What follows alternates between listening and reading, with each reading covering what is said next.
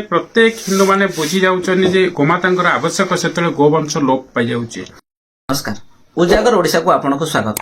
प्रत्येक थर मध्य आमे जने एमिति व्यक्तित्व आम पाखरे पाइछु जहाँ सहित आम आलोचना करबा आ एक स्वतंत्र विषय में आलोचना करबा जहाको आपण भी सुनिबा को व्यग्र अछंती और आमे भी तार पर्टिकुलर एनालिसिस करबा एक्चुअली घटना कोन। तबे मो सहित अछंती विश्व गोसेवा बाहिनी राज्य सभापति तथा आपण समस्त अछंती विशिष्ट आईनजीवी श्रीयुक्त सुरेश मंडा महोदय अछंती। सर आलोचना को जीवा प्रथम जानिया चाहिए केमती अछंती। आज्ञा प्रणाम। आपणक माध्यम आपणकर अगणित दर्शक बंधु मानक मोर हार्दिक अभिनंदन एवं प्रत्येक गोसेवक राष्ट्र सेवक मोर कोटि कोटि प्रणाम। मु सुरेश कुमार पंडा आईनजीवी ओडिशा उत्तोलन तथा राज्य सभापति विश्व गो सुरक्षा बाहिनी आपणक मध्य स्वागत। गोटे सुंदर जिनस देखा मिले जेतले घर आम एंट्री कलु आपणक ना छोट अक्षर लिखाई कि पूर्व लिखाई गोमाता सेवक लिखाई एटा कौन एटा अन्य मानक एटा वार्ता ना निज कि गोटे स्वतंत्र परिचय। बहुत सुंदर बार्ताटे आपण गणमाध्यम ये घर ना हूँ जय गोमाता भवन माँ नाम उत्सर्गित प्रति सकाल सूर्य किरण ठारू सूर्य अस्त पर्यंत गोमाता सेवा निश्चित भाव आम सेवक एवं ता सहित एक व्यवस्था जमती कि आपण कहले आपण गणमाध्यम उच्चकोटर गणमाध्यम आपण हृदय आसला जे प्रकृति में घर ना देखिले गो सेवक मान कथा मन पड़े सेटा ही गोटे वार्ता समाज पाई। गो सेवक बा गोमाता को भल पाइबा संख्या बढ़ी किंतु विपद गोमाता एक कथा सत्य ना मिछ। संपूर्ण सत्य देखंतु पूर्ण सत्य देखंतु जेते बेले प्रत्येक हिंदू माने बुझी जाउछन जे गोमातांकर आवश्यक सेतले गोवंश लोप पाई जाउछे। नियति भाबरे गोमाता भी विपद आ हिंदू मानकर जनसंख्या जो हिसाब से कमुची निहति भाव समस्त गोटे दुखर आ भाविबार भी कारण तो कथा उठी कि सर आप निहति भाव आप तो जानते आपण सहित मु गोमाता विषय आलोचना करी व्यक्तिगत कथा यदि पचारि आपण गोमाता सेवा करने गो सुरक्षा को आगू नहीं सचेतन करने आपण गुड़ी भी खाई निश्चित भाव ये शरीर बंचला गुड़ी खाई गुड़ी खाया पूर्व ये शरीर में ब्लड कैंसर शेष अवस्था आसाला जोटा कि मेडिकल साइंस फेरई डॉक्टर फेरई से गोमाता आशीर्वाद बंचला गुड़ी कथा को आसिली जो गोमाता सुरक्षा कार्य करने आसिली भद्रक मत गोली मारते देखो गोमाता सुरक्षा जीवन बंची और गोमाता सुरक्षा कार्य जीवन जाए मु संपूर्ण खुशी हेबी से सदा सर्वदा मुझे मोर जीवन टे गोमाता आज हाईकोर्ट रे लड़ाई होची सुप्रीम कोर्ट रे लड़ाई होची तो गोमाता आपण जन आईनजीवी सरकार मध्य हिंदुत्वर कथा कहउचंती किंतु गोमाता विपद रे जदि गोमाता कहबे थमान को हत्या करा होची गोमाता को जो गो चालन होची संख्या ओडिसा रे कोन भारत कोन सबुठ अधिक अछि। आपण जन आईन हिसाब रे आपन कोडे निर्दिष्ट भाव रे आईन लागू होई पारु नै सरकार को कथा कहंतो कि आपण को आईन व्यवस्था कहते कोट ना कोटी गोटे ढिला पड़ जाऊँ जहाँफल गोमाता ही आधार बलि पड़ जाऊँ। बहुत सुंदर वार्ताटे आपन समाज प्रकृत में उच्चकोटर वार्ता आज मुझे माध्यम समस्त हृदय वार्ता को आपंकर पहुंचाई उत्तर पहुंचाई चाहूँगी।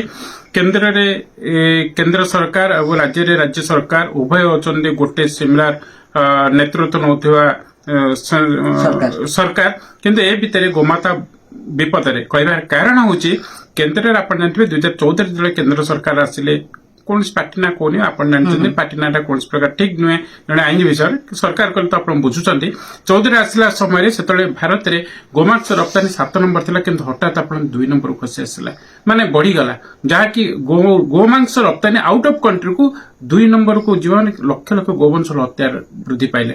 द्वितीय कथा कह आप राज्य सरकार किए भी था पचे किंतु समस्त आईन अच्छी आईन को उल्लंघन कर बेआईन गोचालान होची आईन को उल्लंघन कर पुलिस माने गाड़ी को छाड़ू आईन को उल्लंघन कर गो चालानकारी दिन को दिन गो हत्या वृद्धि करुचे माने आपण को कहबा कथा समस्त जानतरे ए काम होची जहा फल विपद रे अछंती गोमाता।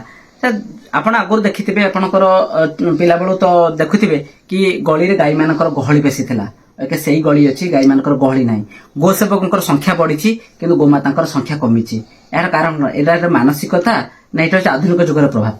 बहुत बढ़िया प्रश्न गुड़िक आज कर हृदय को छुँच हृदय मोर कांद सृष्टि होची प्रकृत सतता गो सेवक संख्या बढ़ुची जीवन बिकले गोमातार सुरक्षा समस्त आगे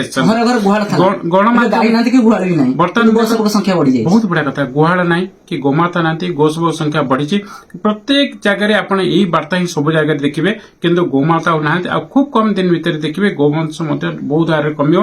डायरी प्रोडक्ट गुड़ा समस्त बहुत भल लगुच आकर्षित कर छुआ बुढ़ा समस्त दरकार कर डॉक्टर भी प्रेस्क्राइब कर ଗୋମାତାଙ୍କୁ ଯେ ରକ୍ଷା କରିବା, ଗୋମାତା ଯେ ଆମ ଘରର ଜଣେ ପାର୍ଟ, ଆମ ମା, ସେଟାକୁ କାହିଁ ସମସ୍ତେ ଅଙ୍ଗେ ଲିଭି ପାରୁନାହାନ୍ତି? ଆରେ ବାହ, ବହୁତ ସୁନ୍ଦର। ଆପଣ ଧନ୍ୟବାଦ ଦେବି। ଆପଣ ଯୋଉ ପ୍ରଶ୍ନ ଗୁଡିକ ପଚାରୁଛନ୍ତି ପ୍ରକୃତିରେ ସମାଜ ପାଇଁ ଆବଶ୍ୟକ ଅଛି। ଦେଖନ୍ତୁ, ଏବେ ଗୋବଂଶ ନାହାନ୍ତି, କ୍ଷୀର ଅଧିକ ଚାହିଦା ବଢିଯାଇଛି, କ୍ଷୀର ଅଧିକ ଲୋକ ପିଉଛନ୍ତି।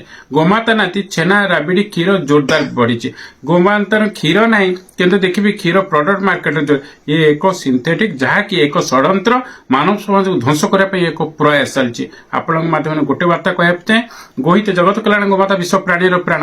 ଗୋବଂଶ ଯୋଉହାରେ ଲୋପ ପାଉଛି, ମାନବ ସମାଜ ସେହାରେ ଲୋପ ପାଇବା। ଆପଣ ଦେଖନ୍ତୁ, ସତ କି ନାହିଁ, ଏଇଟା ଗୋମାତାଙ୍କଠୁ ଯେତିକି ମାନବ ସମାଜ ଦୂରେଇଛି, ସେତିକି କଷ୍ଟ ତିନିଟା ଜାଗାରେ ପାଉଛି। କିଏ କୋର୍ଟ କଚେରୀରେ ପେଶି ହଉଛି, କିଏ ମେଡିକାଲ ପରେ ଛଟପଟ ହଉଛି, ଆଉ କିଏ ନା କୋଉଠି ହେଲେ ଯନ୍ତ୍ରଣାରେ ଜେଲରେ ଛଟପଟ ହଉଛି। ଆପଣ ଯୋଉ କଥା କହୁଥିଲେ କି ଗୋମାତା ହିଁ ଆପଣଙ୍କୁ ବଞ୍ଚେଇଛନ୍ତି, ହୁଏତ ଦ୍ୱିତୀୟ ଜୀବନ ଗୋମାତାଙ୍କ ପାଇଁ ପାଇଛନ୍ତି। ସାର୍, ଗୋଟେ କଥା ଜାଣିବାକୁ ଚାହିଁବି ଆପଣଠାରୁ କି ଯେତେବେଳେ ଆମେ ସମସ୍ତେ ଗୋମାତାଙ୍କୁ ଏତେ ସମ୍ମାନ ଦଉଛନ୍ତି, ଲାଗୁନି ଗୋମାତା ଯେତେବେଳେ ବିପଦରେ, ଗୋମାତାଙ୍କ ପାଇଁ ଗୋଟେ ଆୱାରନେସ୍ ଦରକାର? ସେଇ ସମୟ ଆସିଯାଇଛି ଯେତେବେଳେ ଆମକୁ, ଯେତେବେଳେ ଘର ମା କହୁଥିଲେ, କିନ୍ତୁ ସେ ମା ବଞ୍ଚାଇବା ପାଇଁ ଗୋଟେ ଆୱାରନେସ୍ କ୍ରିଏଟ୍ କରାଯାଉଛି। ମା ଏବେ ବିପଦ, ଗୋରୁ ଗାଡି ଧରା ପଡୁଛି ନା ଯେ ଅଟକୁଛି ସିଏ ଧରା ପଡୁଛି? ହଁ, ବହୁତ ଆହୁରି ଗୋଟେ ଭଲ କଥା କହିଲେ। ଆଗେ ଗୋରୁ ଗାଡି ଧରା ହେଲା ପରେ ଗୋଶାଳାକୁ ଯାଉଥିଲେ, ସବୁ ପ୍ରକାର ବ୍ୟବସ୍ଥା। ଯିଏ ଗୋରୁ ଗାଡି ଧରୁଛି ସିଏ ଜେଲ୍ ଯାଉଛି। ଏବେ ବର୍ତ୍ତମାନ କଣ ହଉଛି, ଆମେ ଗୋଟେ ଆୱାରନେସ୍ ଏମିତି କରେଇ ଦେଇଥିଲୁ, ଏଇଟା ଟିକେ ପରିବର୍ତ୍ତନ ଆଣିବା ପାଇଁ ମୁଁ ଚାହୁଁଛି ଆପଣଙ୍କର ବାର୍ତ୍ତା ଅନୁସାରେ। ଆଗେ ଆମେ କରେଇଥିଲୁ ଯେ ଗୋରୁ ଗାଡି ଧରା ହେଲା ପରେ ଯାହା ତ ପୂର୍ବରୁ ହଉଥିଲା, 11 ପରଠୁ ପରିବର୍ତ୍ତନ। ଏବେ ନା କଣ ହେଇଛି, ଯୋଉ ଗୋ ସେବକ ମାନେ ଦେଖୁଛନ୍ତି, ତାଙ୍କ ଭିତରେ ମୁରବୀ ତୁଲ୍ୟ କେହି ନାହାନ୍ତି। ସେ ଗୋଟେ ହ୍ୟୁମିକାଲି ସମସ୍ତେ କରୁଛନ୍ତି। ଯଦି ଘରର ମୁରବୀ କେହି ନାହାନ୍ତି, କାହାକୁ ମାନିବାର ନାହାନ୍ତି, ତ ସେମାନେ ବେଳେବେଳେ ବିପଦରେ ପଡୁଛନ୍ତି। ଆପଣ ଯୋଉଟା କହିଲେ କି ଜେଲ୍ ଯାଉଛନ୍ତି, ତାଙ୍କର ମୁରବୀ ତୁଲ୍ୟ ବା ଆଇନ କାନୁନ ମାନି ଯୋଉ କାର୍ଯ୍ୟ କରାଯାଏ, ଯୋଉଭଳି ହୁଏ, ଏ ତ ଦୀର୍ଘ ଦିନର ଧରି ସେମାନେ ବେପାର ଚଲେଇଛନ୍ତି। ସେ ତାଙ୍କର କଥା ଯଦି କହିବା, ଏଇ ନିକଟରେ ଆକାଶ ରାଜଙ୍କ କଥା କହିବା, ଯୋଉଭଳି ଭାବରେ ଇନସିଡେଣ୍ଟ ଘଟିଥିଲା, ଆପଣ ନିହାତି ପ୍ରେଜେଣ୍ଟ ଥିଲେ କଟକ ବଡ ମେଡିକାଲରେ। ଏହାକୁ ଦେଖିକି କେତେ ଇନ୍ସପାୟାର ହେବେ, ଆଗକୁ ବଢିବେ ନା ଭୟରେ ପଛଘୁଞ୍ଚା ଦେବେ? ନାଇଁ, ଗୋ ସେବକ ମାନେ ପ୍ରକୃତରେ ଯୋଉମାନେ ମୁଁ ବି ଗୋଳି ଖାଇଛି, ମତେ ବି ମାରଣାନ୍ତକ ଆକ୍ରମଣ ହେଇଛି, ମତେ ମଧ୍ୟ ଜେଲ୍ ପଠାଯାଇଛି, ସବୁ ପ୍ରକାର ଇଏ ଶରତ କାହିଁକି ଏବେ ପଛେଇନି କିମ୍ବା ପଛେଇବ ନାହିଁ କହିବାର କାରଣ, ପ୍ରକୃତିରେ ଯୋଉମାନେ ଗୋ ସେବକ କେବେ ପଛେଇବେନି। ମା ପାଇଁ ଆତ୍ମାହୁତି ଦେବା ଭଳି ଯାହା ବି ତାଠୁ ଫାଶୀ ନେଲା ଭଳି ବ୍ୟବସ୍ଥା। ମୁଁ ତ ଥରେ କୋର୍ଟରେ କୋଉକୁ କହିଦେଲି, ମାଇ ଲର୍ଡ, ମତେ ଫାଶୀ ଦିଅନ୍ତୁ ପଛେ, ଗୋମାତାଙ୍କୁ କିନ୍ତୁ କଂସେଇକୁ ଦିଅନ୍ତୁନି। କାରଣ ସତରେ ଫାଶୀ ଯାଉଛି, ଯଦି ଫାଶୀ ହବ ମା ପାଇଁ କିଏ କେତେ ଲୋକ ଫାଶୀ ନେଉଛନ୍ତି। ଭାରତ ବର୍ଷରେ ବିଭିନ୍ନ କ୍ଷେତ୍ରରେ ଲୋକ ଫାଶୀ ନେଇଛନ୍ତି, କିନ୍ତୁ ଗୋମାତାର ସୁରକ୍ଷା ପାଇଁ ଫାଶୀ ତ କେହି ନେଇନାହାନ୍ତି। କିନ୍ତୁ ସେଇ ପଦେ କଥାରେ ଆଜି 200 ଗୋମାତା ବଞ୍ଚିଲେ, ଆଉ ସେ ଅର୍ଡର ପରିବର୍ତ୍ତନ ହେଇଗଲା। ପ୍ରଶ୍ନ, ପେଶାରେ ଆପଣ ଜଣେ ହେଉଛନ୍ତି ଆଇନଜୀବୀ, କାରଣ ଆଇନଜୀବୀ ହିସାବରେ କେତେ ଚେଷ୍ଟା କରିଛନ୍ତି ଏଇ ଗୋମାତା ସୁରକ୍ଷା ପାଇଁ ଗୋଟେ ବିଧି ବାବଦ ଆଇନ ଆସୁ, ଗୋମାତାକୁ ସୁରକ୍ଷା ଦେଇପାରିବେ, କେତେ ଚେଷ୍ଟା କରିଛନ୍ତି ଆପଣ? ବହୁତ ବଢିଆ ପ୍ରଶ୍ନ। ଯେତେବେଳେ ପ୍ରଥମ 2011 ବିଶ୍ୱ ଗୋ ସୁରକ୍ଷା ବାହିନୀର ଦାୟିତ୍ୱ ଦିଆଗଲା, WPC 3056/2012 ରେ ହାଇକୋର୍ଟ କଡା ଡିରେକ୍ସନ ହେଲା, ବେଆଇନ ଗୋଚାଲାଣ ହେଇପାରିବ, ଗୋ ଅପରାଧୀ ମାନଙ୍କୁ କାର୍ଯ୍ୟାନୁଷ୍ଠାନ ନିଆଯିବ। MV ଆକ୍ଟ ଅନୁସାରେ ଗାଡି ଉପରେ ପେନାଲ୍ଟି ହେବ। RTO ଙ୍କୁ ଡିରେକ୍ସନ ହେଲା, SP ଙ୍କୁ ଡିରେକ୍ସନ ହେଲା, କଲେକ୍ଟରଙ୍କୁ ଡିରେକ୍ସନ ହେଲା।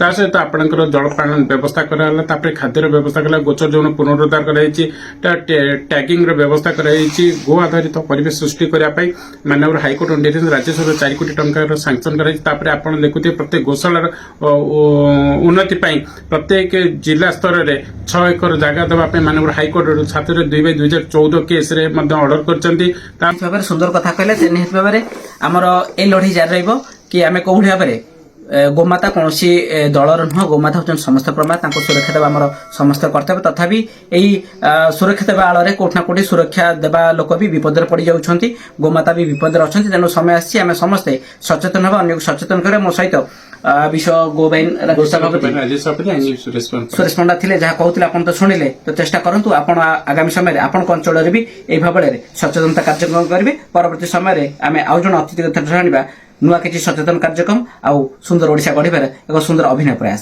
ସେ ପର୍ଯ୍ୟନ୍ତ ବିଦାୟ ଦିଅନ୍ତୁ। ମୁଁ ସ୍ୱରାଜ କେଶରୀ, ଉଜାଗର ଓଡ଼ିଶା।